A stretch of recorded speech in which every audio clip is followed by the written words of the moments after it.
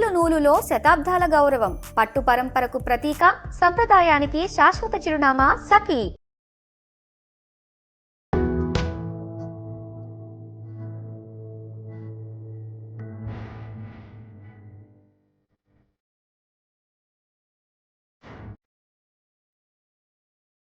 ఇవాళ వస్తువులు ఏం కనిపిస్తున్నాయి చూడండి. కొబ్బరి, మామిడికాయ ముక్కలు, తర్వాత ఎండుమిర్చి, పచ్చిమిర్చి, ఆవాలు, మినపప్పు, జీలకర్ర, ఉప్పు, కరివేపాకు. కొబ్బరికాయ మామిడికాయ పచ్చడి చేసుకుందాం.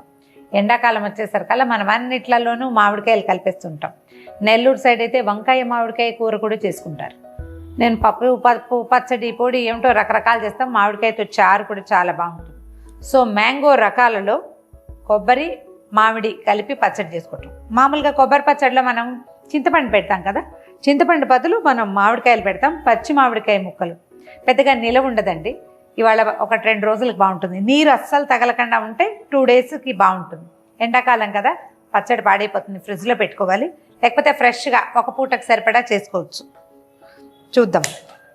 దీనికల్లా ఏం లేదు, జస్ట్ తాలింపు వేసుకోవటం, పచ్చి కొబ్బరి ముక్కలు, పచ్చి మామిడికాయ ముక్కలు కలిపి గ్రైండ్ చేసుకోవటమే. అయితే లూజ్గా రాదు పచ్చడి పల్చగా కావాలి, కొంచెం బాగా అనుకనుగా ఉండాలంటే వేడి నీళ్లు మరగబెట్టడం, కాచి చల్లార్చిన నీళ్లు కనుక పోస్తే కొంచెం పల్చగా అవుతుంది, పచ్చడి పాడు కాదు కూడా.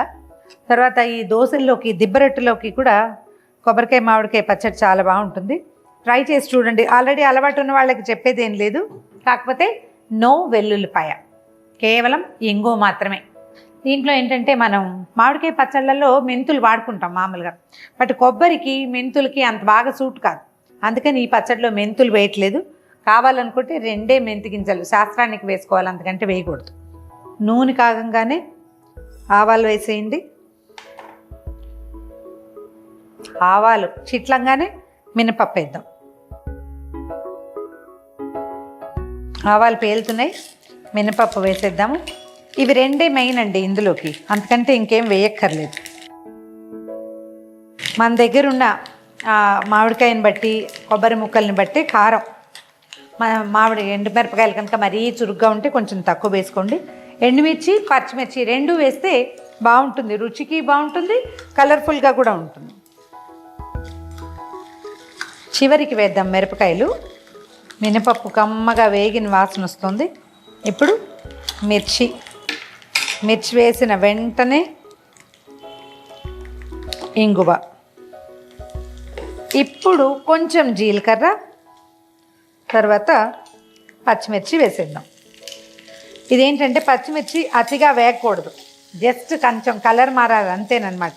ఆ పచ్చి రుచి ఉంటేనే మామిడికాయకి బాగుంటుంది.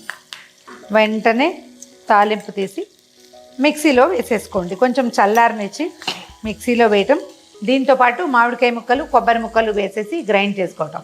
గ్రైండ్ చేసిన పచ్చడి మీద పైన చిన్న పోపు వేస్తే మన పచ్చడి రెడీ అయిపోతుంది.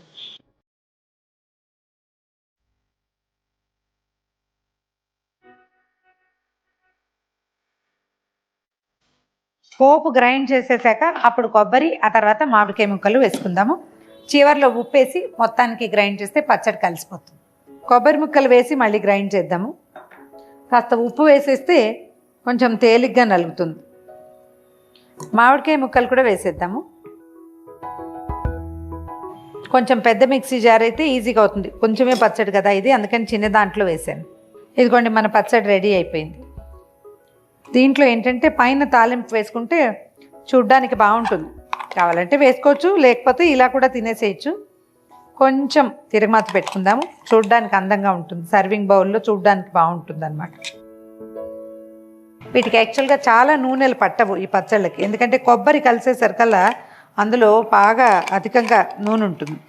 ఒట్టి పచ్చిమిరపకాయలతో చేసుకోవచ్చు, ఒట్టి ఎండుమిర్చితోటి కూడా చేసుకోవచ్చు. 2 కలిపితే ఒక డిఫరెంట్ టేస్ట్, ఒక డిఫరెంట్ టెక్స్చర్ వస్తుంది. దానికోసమని ఈ 2 కలుపుకుంటాం అన్నమాట. ఒక చిన్న తాలింపు వేసుకుందాము. కొద్దిగా 1 స్పూన్ నూనె వేసాను. ఆల్రెడీ ఇంగు వేసాం, మళ్ళీ వేయక్కర్లేదు. కొంచెం కరివేపాకు 1 వేసుకుంటే బాగుంటుంది. 2 ఎండుమిరపకాయలు, 1 ఎండుమిరపకాయ 2 ముక్కలు అంతే. నూనె కాగానే యాజ్ యూజువల్ ఆవాలు ముందు, జీలకర్ర చివరికి.